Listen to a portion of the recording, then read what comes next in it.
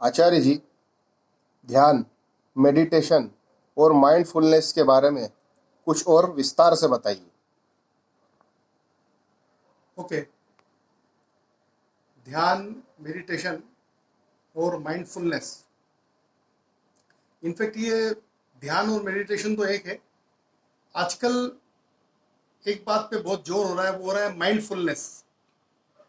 अब यहाँ जो हमारी उपनिषदिक समझ है उसके अनुसार ध्यान और मेडिटेशन तो एक हो गए। योग चित्तवृत्ति निरोध के अनुसार ध्यान और meditation one and the same थी। अभी जो माइंडफुलनेस है, आजकल माइंडफुलनेस पे लोग बहुत बात कर रहे हैं, जबकि ध्यान और मेडिटेशन जो होता है उसका अर्थ तो ये होता है कि अपना सब कुछ what ever is inside you just unlearn it, वो निकाल दीजिए।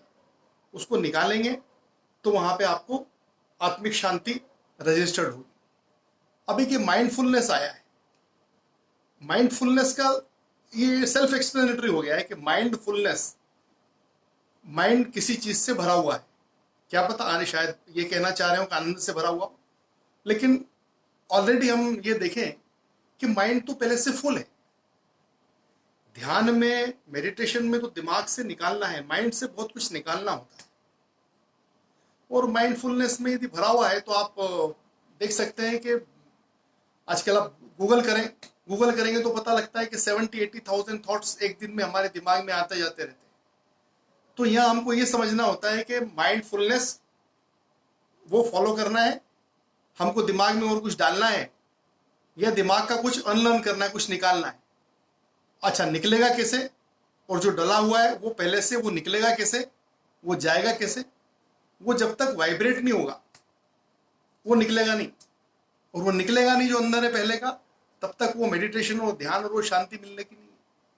हम किसी एक पॉट को, एक टम्बलर को उल्टा करते हैं, उसमें कुछ जमा हुआ है, उसको ठोक ठोक के सब दूर से निकालते हैं तो गिर जाता है नीचे। वो सिंपल प्रोसेस है। इसी तरह से जो पहले से अंदर रखा हुआ है उसको निकालेंगे, और वो निकालने की एक सर्टेन प्रोसेस है। ये वेद मंत्र इतने सारे क्यों बने हुए, किस लिए है? इस पे आपको सोचना है, इस पे आपको विचार करना है।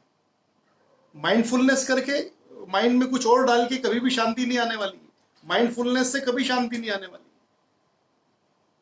शांति तो ध्यान से आएगी। और ध्यान के पहले की जो स्थिति है कि उसको हिला के उन मंत्र की ध्वनि से वाइब्रेट करके उस पुराने सारे के सारे विचारों को जो है एक दिन में 70-72 हजार 80 हजार तक आ रहे हैं, दिमाग में चलते रहते हैं, उसकी रोक ही नहीं हो रही, दिमाग रुक ही नहीं रहा है। ध्यान तो शांति के लिए किया था, ध्यान किया क्यों जाएगा? ध्यान तो किया इसी के लिए जाएगा कि शांति चाहिए, मन शांति, मन में शांति, आनंद चाहिए। कुछ मिल गया और उसका जो आनंद होता है तो परम आनंद लगता है, बहुत देर तक वो आनंद चलता रहता है। लेकिन वो बहुत देर तक तो चलता नहीं आनंद, कोई सा भी आनंद। अप्रतिम आनंद भी बहुत देर तक नहीं चलता, उसका भी लिमिट है, क्षण में समाप्त हो जाता है। पैसा मिलना है, बहुत पैसा मिलना, आ गया, अब 10 मिनट बाद क्या, आनंद गायब। तो कठिन प्रोसेस है, बहुत कठिन प्रोसेस है। और इस कठिन प्रोसेस के साथ एक चीज और आजकल दी जा रही है, वो है माइंडफुलनेस। तो जो आपने पूछा कि ध्यान, मेडिटेशन और माइंडफुलनेस विस्तार, तो माइंडफुलनेस में तो विस्तार यही कि माइंडफुलनेस, माइंड में क्या डालना है, और माइंड में कुछ नहीं डालना है। वो जितनी भी प्रोसेस है वो, उसका वेद से क्या संबंध है ये तो हमको पता नहीं है, लेकिन हाँ, ध्यान जो है, ध्यान करने की अवस्था के लिए पहली जो रिक्वायरमेंट है वो ये है कि ओम की ध्वनि के साथ,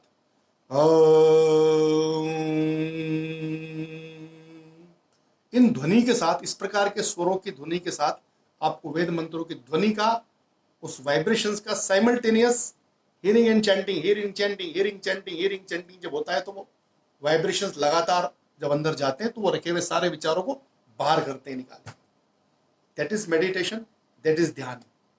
एंड माइंडफुलनेस कुछ भी करने के बाद एक बार जरा सोचे जरूर। Thank you very much, stay blessed.